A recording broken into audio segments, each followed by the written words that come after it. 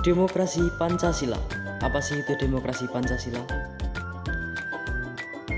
Demokrasi Pancasila merupakan demokrasi konstitusial dengan mekanisme kedaulatan rakyat dalam penyelenggaraan negara dan penyelenggaraan pemerintah berdasarkan konstitusi, yaitu Undang-Undang Dasar Negara 1945, dan pelaksanaannya harus sesuai dengan undang-undang tersebut. Adapun dari pengertian lain, yaitu demokrasi Pancasila adalah sistem politik di Indonesia yang mengintegrasikan prinsip-prinsip demokrasi dengan nilai-nilai yang ada di Pancasila. Konsep demokrasi Pancasila merujuk pada sistem politik yang diterapkan di Indonesia, di mana demokrasi dijalankan berdasarkan prinsip-prinsip dan nilai-nilai Pancasila.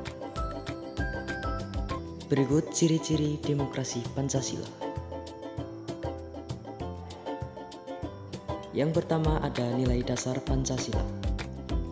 Demokrasi Pancasila didasarkan pada nilai-nilai Pancasila, yaitu ketuhanan yang Maha Esa, kemanusiaan yang adil dan beradab, persatuan Indonesia, kerakyatan yang dipimpin oleh hikmat kebijaksanaan dalam permusyawaratan perwakilan dan keadilan sosial bagi seluruh rakyat Indonesia.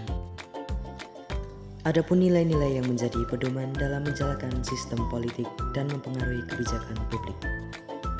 Yang kedua adalah kedaulatan rakyat. Kedaulatan rakyat menyatakan bahwa kekuasaan tertinggi dalam suatu negara berada di tangan rakyat. Teori ini berusaha membimbing kekuasaan tunggal raja atau pemimpin agama. Dengan demikian, teori kedaulatan rakyat menyatakan bahwa teori ini didasarkan dari negara-negara demokrasi. Yang ketiga yaitu keberagaman dan toleransi. Ciri khas demokrasi Pancasila adalah pengakuan terhadap keberagaman sosial, budaya, dan agama di Indonesia. Demokrasi Pancasila mendorong adanya kerukunan, toleransi, dan menghargai perbedaan dalam masyarakat. Hal ini tercermin dalam prinsip kesatuan Indonesia dalam Pancasila. Yang keempat adalah gotong royong. Konsep gotong royong atau kerjasama dalam masyarakat juga menjadi ciri demokrasi Pancasila.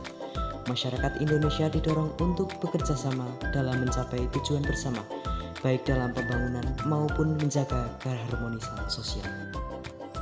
Yang kelima, perlindungan hak asasi manusia. Demokrasi Pancasila menempatkan pentingnya perlindungan hak asasi manusia. Setiap warga negara memiliki hak-hak dasar yang harus dihormati dan hak dilindungi, termasuk atas kebebasan berpendapat, kebebasan berekspresi, dan juga berorganisasi dan beragama. Yang enam adalah partisipasi publik.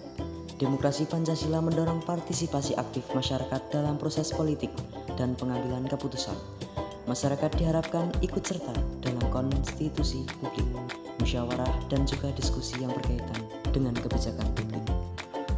Dan yang ketujuh adalah sistem ketatanegaraan. Penerapan demokrasi Pancasila melibatkan sistem ketatanegaraan yang menjunjung tinggi prinsip pembagian kekuasaan antara lembaga legislatif, eksekutif, dan yudikatif. Adapun aspek demokrasi Pancasila: 1. Kedaulatan rakyat. 2. Kekuasaan terbesar. 3. Partisipasi publik. 4. Perlindungan hak asasi manusia. Dan yang kelima adalah pembangunan berkelanjutan. Selanjutnya ada prinsip demokrasi Pancasila. Yang pertama ada demokrasi Pancasila menekankan bahwa kekuasaan politik berada di tangan rakyat. Contohnya yaitu pemilu seperti pada gambar tersebut.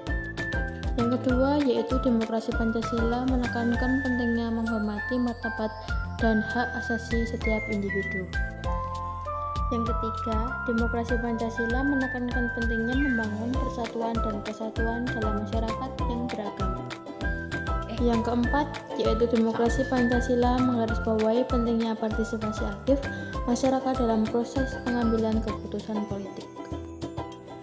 Dan yang terakhir, kelima, yaitu demokrasi Pancasila menekankan perlunya keadilan sosial dan redistribusi yang adil bagi seluruh rakyat Indonesia.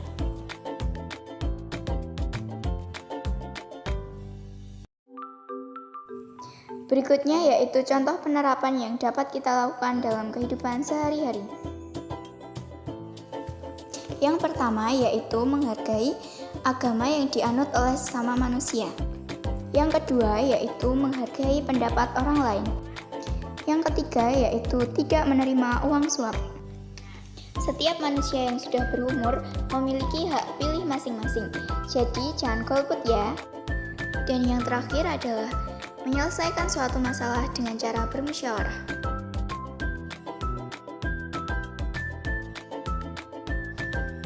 Ada 6 elemen pelajar Pancasila.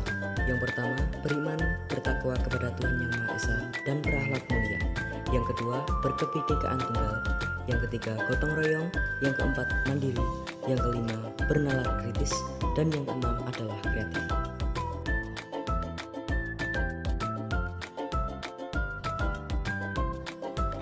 Enam elemen pelajar Pancasila bisa terwujud jika kita mau bekerja keras, bekerja cerdas, dan bekerja ikhlas.